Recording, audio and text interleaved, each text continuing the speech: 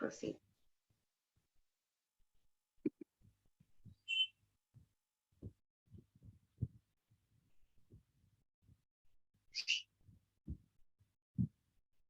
Good evening, everyone. I am Batul from ClearNet. I would like to take a minute to introduce our platform ClearNet to everyone present here with us today. ClearNet is India's one of the largest digital live CME platform where doctors generate their medical content. I would like to welcome all the esteemed speaker doctors and the participant doctors in today's live digital monthly CME that is organized by IMA-JDN. Indian Medical Association Juniors Doctor Network and Student Network Organization Tamil Nadu has organized this webinar to provide insights on the USMLE examination. Team ClearNet is happy and proud to be the digital partner for this webinar. Please have a glimpse on the video that is going to be played.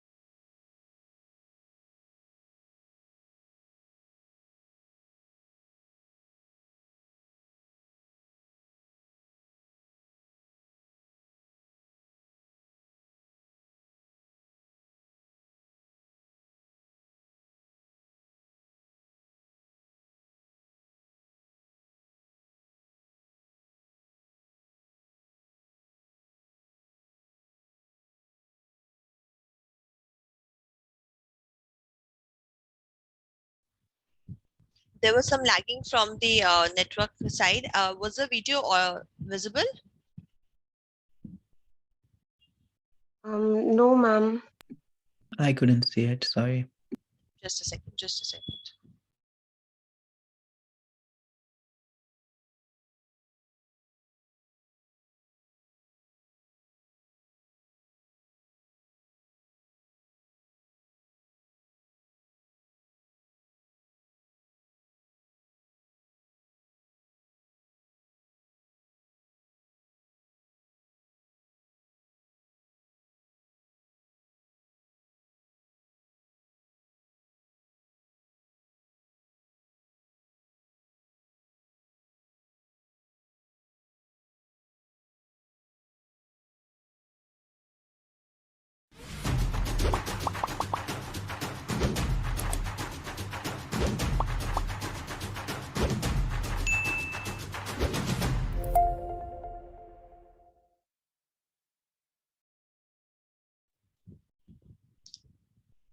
Now, without any further delay, I would like to welcome the moderator for today's session, Ms. Akshaya Nivasini.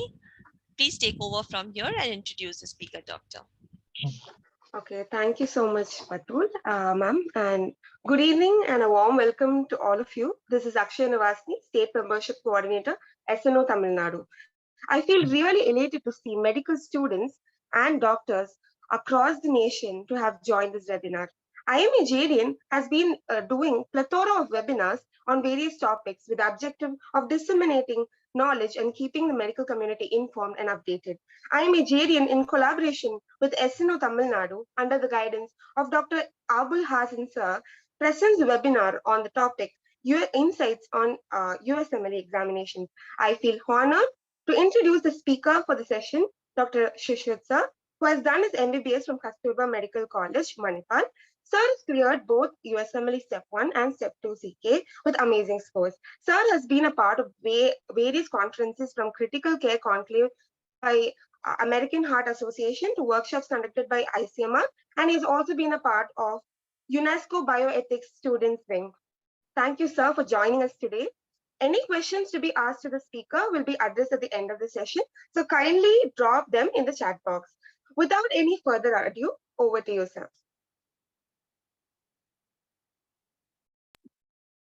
Hey, thank you so much for the warm welcome. You can hear me? Yes, sir, we could hear you. Excellent. All right. Thank you so much for the warm welcome. And I'm thankful to your organizations for holding this event. Definitely, USMLE is a long and confusing process. So when organizations hold this kind of thing to clarify, it really helps. I was able to progress through the examinations, and I'm attempting the match currently myself. And I'm only able to get this far because of various seniors who advised me. So I'm hoping that my advice might be helpful to you. Okay, so without further ado, I'm just going to speak somewhat free form about the various issues and the major questions that were asked that were shared with me beforehand. So first and foremost, why USMLE, right? You have a lot of options. You have NEET, you can go to Germany, you can go to Australia. So this seems like a small question, but it's the most important one because the process is 2 years long. It's at least 2 years long. It's costly and it's filled with changes. So your answer for why you want to pursue residency training in the US should be genuine. So if you figure that out, you can motivate yourself to work for a long time. So it could be because of the family living there. It could be because of lifestyle, because of a research mindset. But I think every student should ask themselves that question, maybe talk to seniors and understand if it is truly for them. Right. As for the process itself, as I said, it's a long process and it's a calculated risk. But every year, the process keeps evolving. Many questions happen. Step 1 became a pass-fail exam. Step 2 CS got cancelled, various COVID changes. But every year, the match actually produces something called the match statistics. It's quite transparent. And the story that tells is despite changes every year, international medical graduates, or IMGs, are always improving their success rates, like a good 50, 60, constantly improving percent of them match at a residency program of their dreams. So I'm going to try and tell you the ways you can apply for this process, the way you can improve your chances.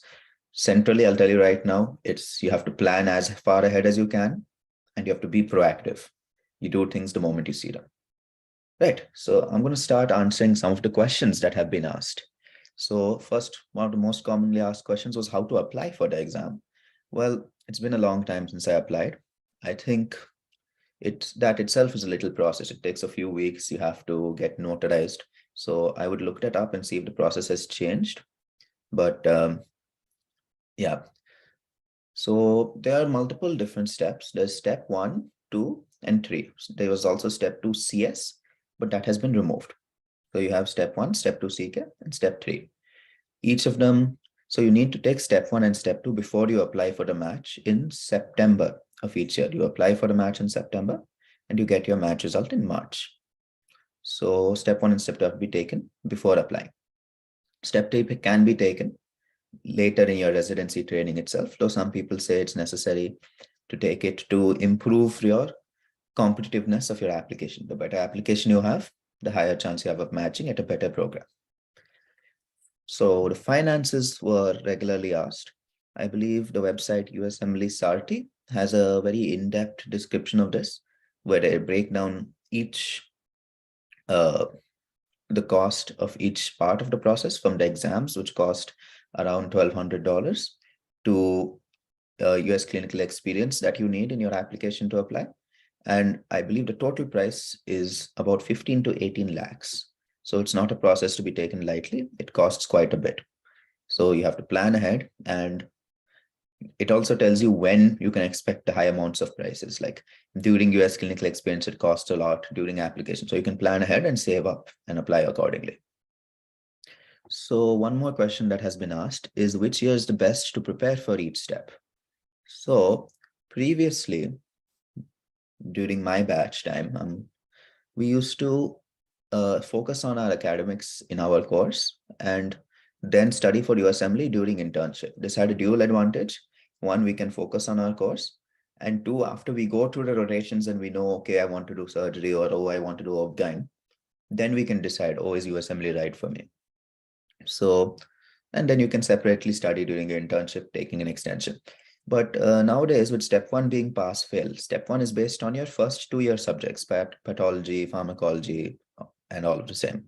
So it makes sense to take it in third year if you have a large break. It varies from each candidate. Every candidate can try their own style. But I think if you have a lot of, say, virtual class, or if you have a lot of free time during third year, it makes sense to take it while the subjects are still fresh in your mind and there's no score. You just have to pass now. So it makes sense there. Step two, I don't think it's feasible to take it until internship, because you need to know your medical knowledge, which won't happen properly till final year.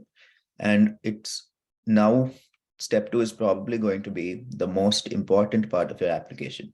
Previously, step one used to be the most important filter for programs, but now that's pass fail. So step two is going to become extremely important. So, and you can only take these exams once, right? So you have to do a good job. Some students have asked if coaching is necessary for these exams. I would say no. There are various institutes or organizations that do provide coaching, and certainly it might be helpful for some candidates, but it is not necessary. And the vast majority of students do it by themselves using this almost standard resources now.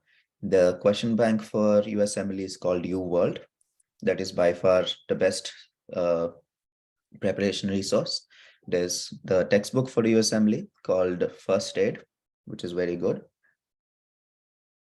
There are also Patoma videos, and what else? There are also various videos from Med Education or Boards and Beyond. You can tailor it to your own preferences, try some videos from it, see which ones you like, and then look into it. Again, each candidate has a different thing, but UWorld and First Aid are absolutely essential. Another thing I would suggest is I was really helped by a memorization software called Anki. It's a flashcard-based software. You can use it to prepare well in advance and memorize the difficult parts of microbiology and pharmacology. It seems complex, but it really isn't. That's easy to find online. I'm willing to share it later. Another question bank that has recently been gaining prominence is Amboss Question Bank. This one is not as close to the exam as UWorld, but it has several questions and it'll help you prepare really well.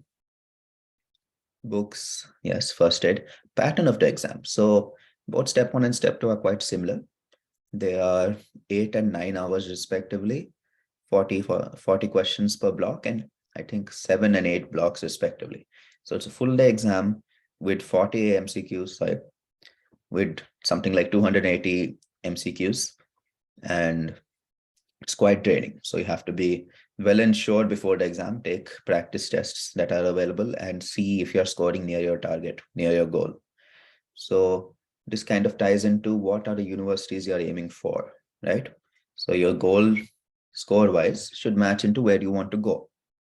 If you are interested in the top of the top universities, you have to aim for the top of the top score. If you're more interested in a less competitive specialty, for example, they say family medicine is less competitive, maybe a lower score you can aim for and sharpen other parts of your profile, right? So in your profile, the central aspects, what people say is these colleges get 5,000, 6,000 applications. No human being can read it. So colleges use something called filters, right? So for example, they'll say step 2 score, where a good score would be like 230 plus, 240 plus. And they simply filter out everyone below 210. They're not going to look at that application.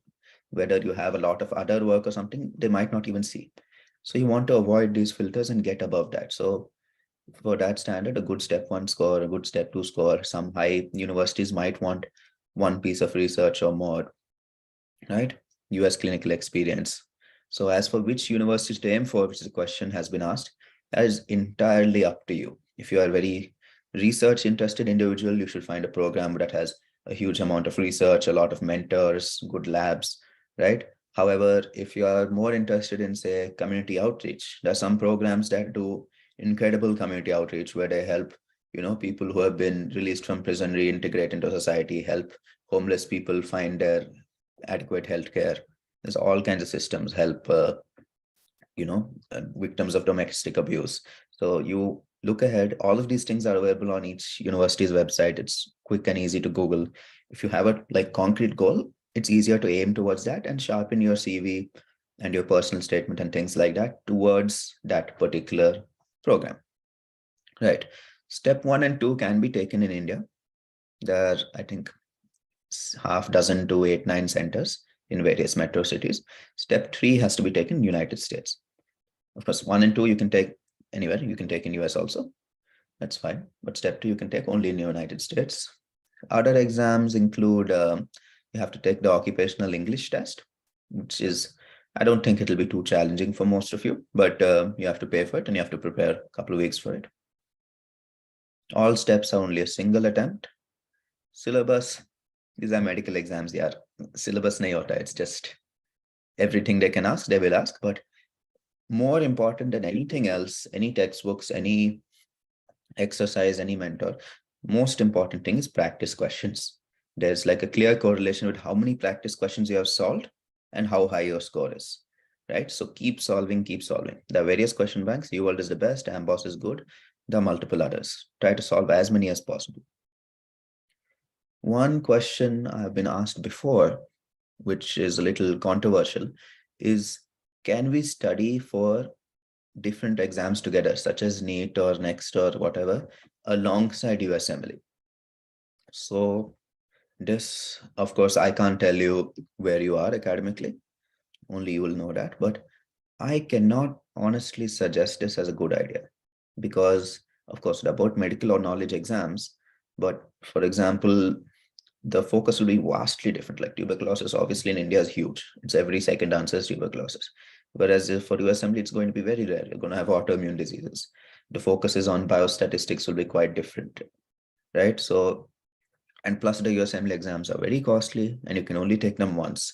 So I would not juggle multiple exams unless I'm extremely confident in your academics. It's will likely just lower your score in board, right? So make sure you can reach your goal score without risking that. It's okay for 1 year if it takes an extra year to crack this exam or something like that, because listen, your medical career, you're probably hoping it's going to be 40 years, maybe 50 years. Starting it 1 year later to get where you want to be in the start, that's fine. That's important.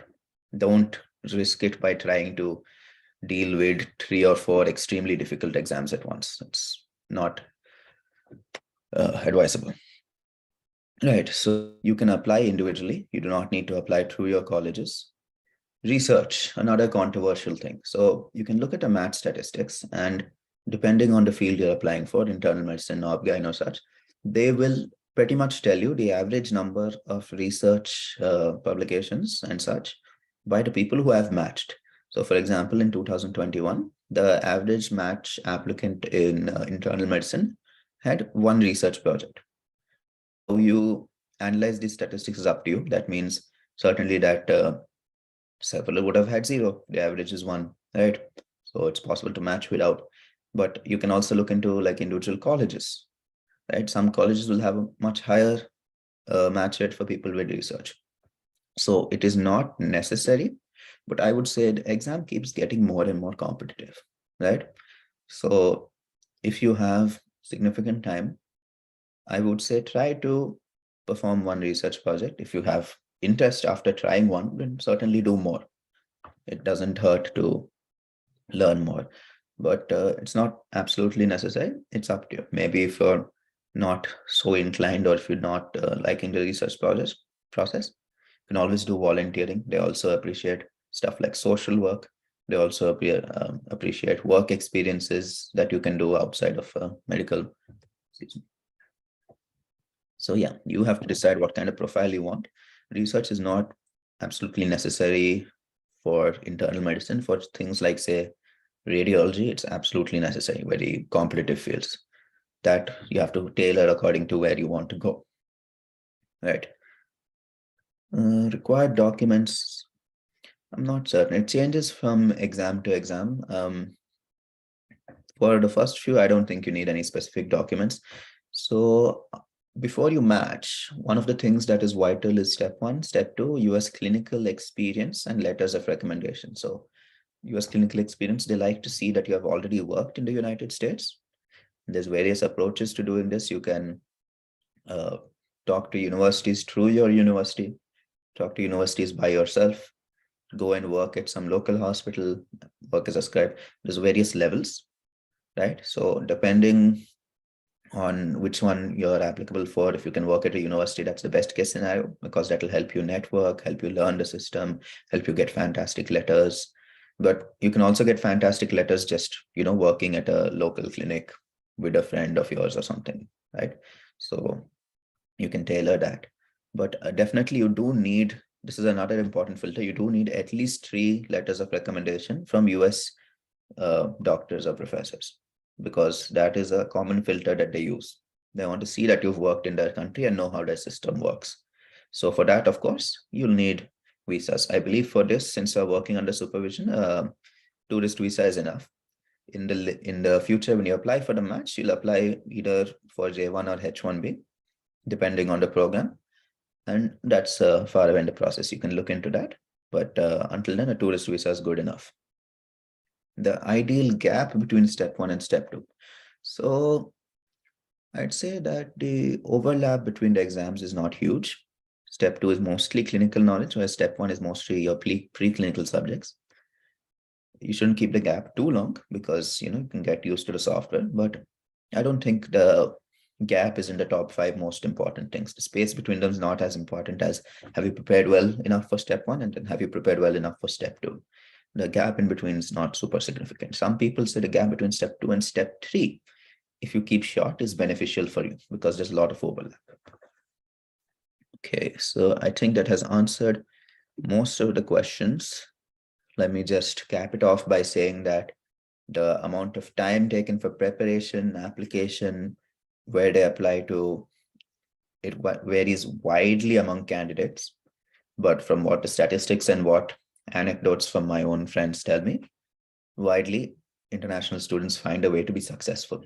As long as you're proactive, you solve the questions, you reach out to people, you ask for chances, and you believe in yourself, you will find a way, and definitely you can give it your best. People say that step preparation has to be like extremely hardcore and you start sleeping. That's all junk.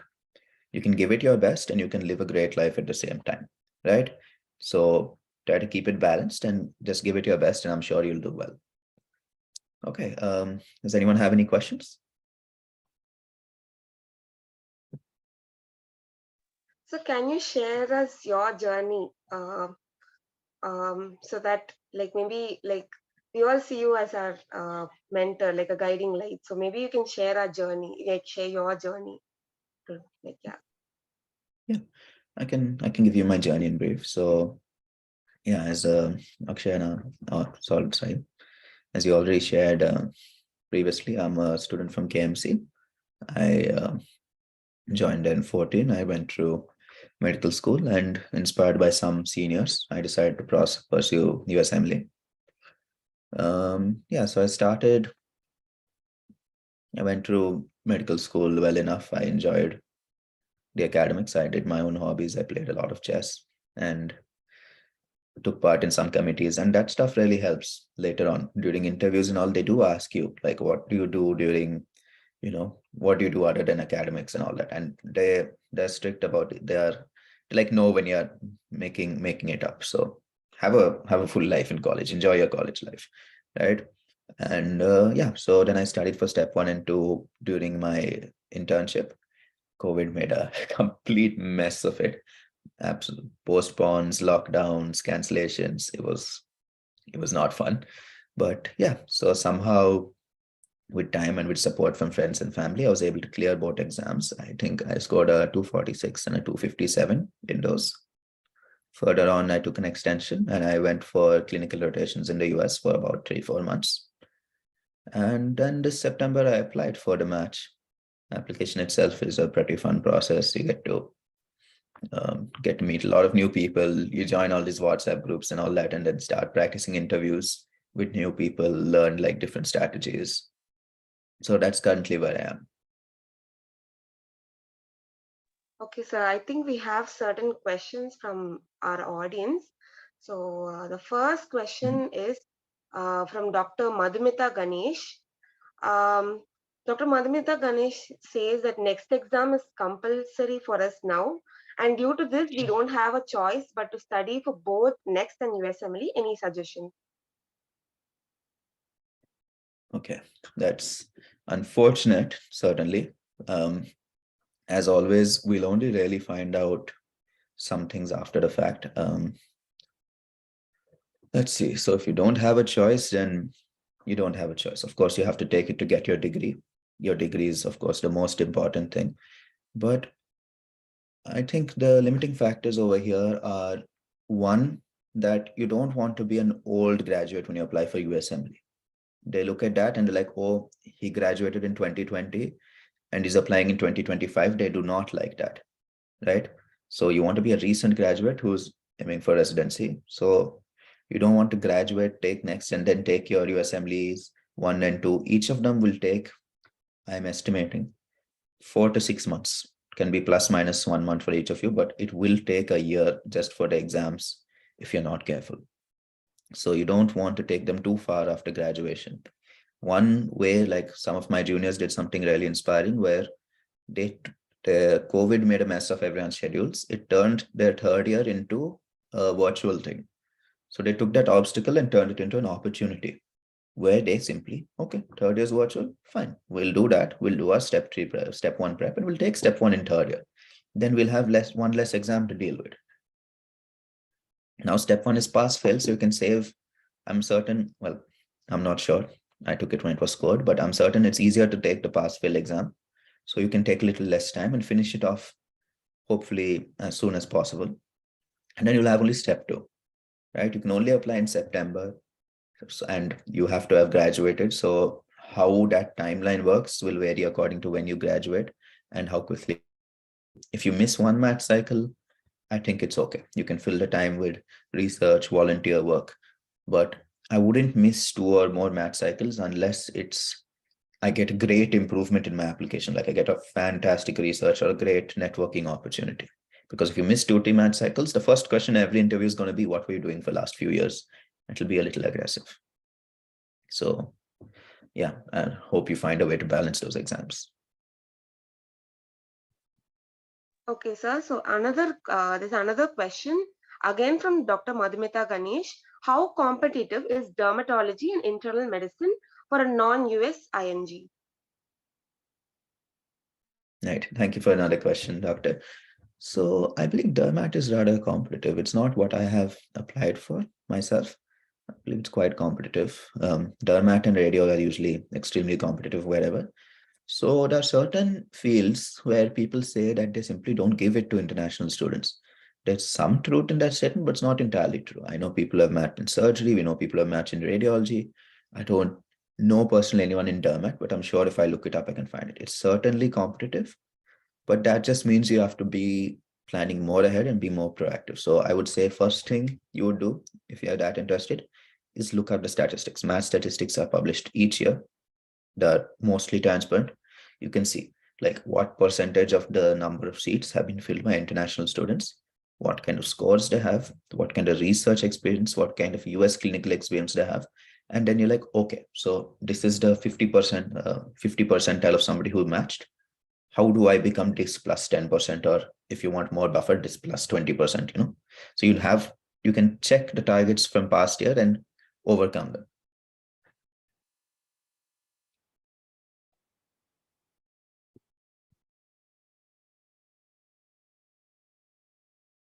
Okay, so is there any other questions from the audience side, ma'am?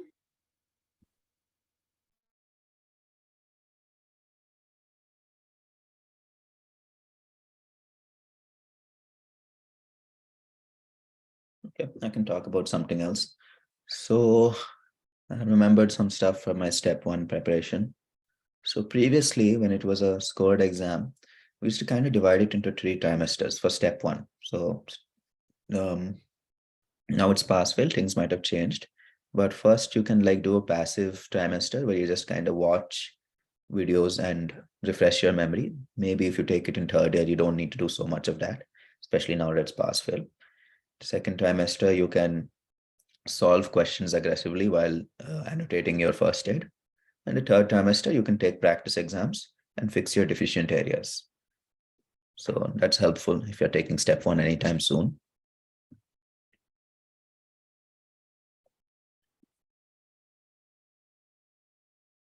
Okay, so I think we don't have any further questions. So I think maybe we should, we are nearing the end of the webinar. And so that was an amazing session, sir. I hope the delegates learned a lot on the process and how to prepare for USMLE examinations. I would like to extend my heartfelt thanks to Dr. Shishrit sir for accepting the invite amidst his hectic schedule and enlightening us with his knowledge. I would also like to extend my gratitude and thanks to Dr. Abul Hassan sir, Dr. Venkatesh Karthikeyan sir, and Dr. Prashant sir and Dr. Praveen sir for providing me with this wonderful opportunity. But before we end this session, I think we have one question from Dr. Darshana Rukmani Manivannan. Does year of gap play a significant role? Right. So at the end of the process, what's going to happen is you're going to apply, and international students apply widely. You apply to a university, so you'll apply to dozens, hundreds, right? So it varies per university. Some universities don't care at all. If you have more work experience after graduating, they like it. Some do. Some are like, we want to train a fresh graduate. We don't want someone who's been trained separately and to untrain and return. So I'd say it does matter, especially if it's quite large. But there are several groups. Brings me to a point that I missed. There are several groups online, Facebook groups on Reddit, and so on.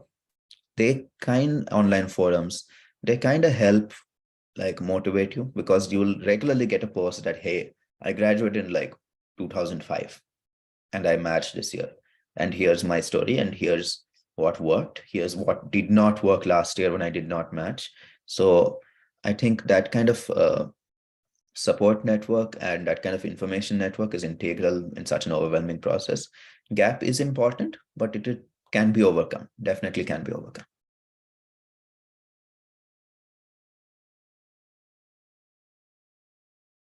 Is that the last question? No, sir, we have one more question from Sure. Dr. Vishwa. How to prepare for step 2 and how it is on the exam day and what else to prepare for? Excellent. Okay, thank you for the question. Step 2 is more recent, so I hope I can answer. So for step 2, you don't have that much passive preparation necessary. I would say avoid it altogether. Be active, solve questions, because probably you're taking it in third or fourth year where your clinical knowledge is escalating, right? And so clinical exam. The main thing you want to do is prepare your world questions, like above anything else, your world. Step 2, I'd say, like, of course, individuals vary, but I'd say all the textbooks for step 2 they weren't helpful. Like, you can read them and you can feel like you understand, but it's not improving my scores. So I avoided that. I mainly just stuck to U world questions from Amboss, and I did a lot of Anki. I like flashcards because it helps separate memory from learning. So when you're learning, you can just focus on learning. If there's something to memorize, don't worry, it'll come up in the flashcards later. The exam day itself is extremely long, quite tiring. So you have to build up, you have to simulate it a few times, because sitting and writing exam for 9 hours is not something that comes naturally. Especially like, okay, you can do it. Of course you can do it, but how is your performance affected, right? How do you shape the breaks, right? So, and compared to step 1, I found the step 2 questions were extremely long, right? There was barely any time to finish each block compared to step 1 where I had a lot of time. So if you're not a fast reader, you should work on that. Okay. Do we have any other questions? Any other questions from the audience side?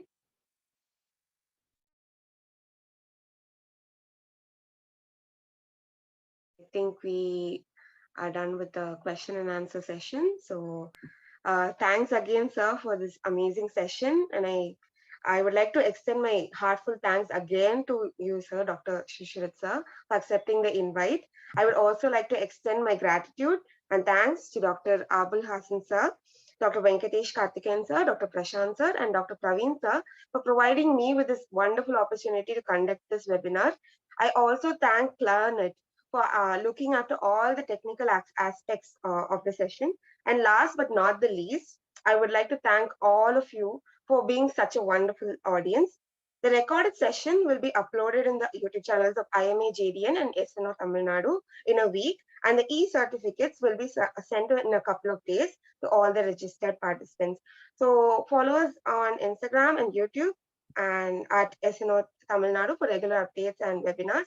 Happy learning, and thank you so much, sir, for No, coming thank over. you. Thank you for inviting me. I'm sure this will be very helpful for students, and some of you can reach out to me if you have any further doubts. I'll take time to answer them, but I will. All right. Yeah. Good luck to all of you. Thank you, sir. Thank you, sir.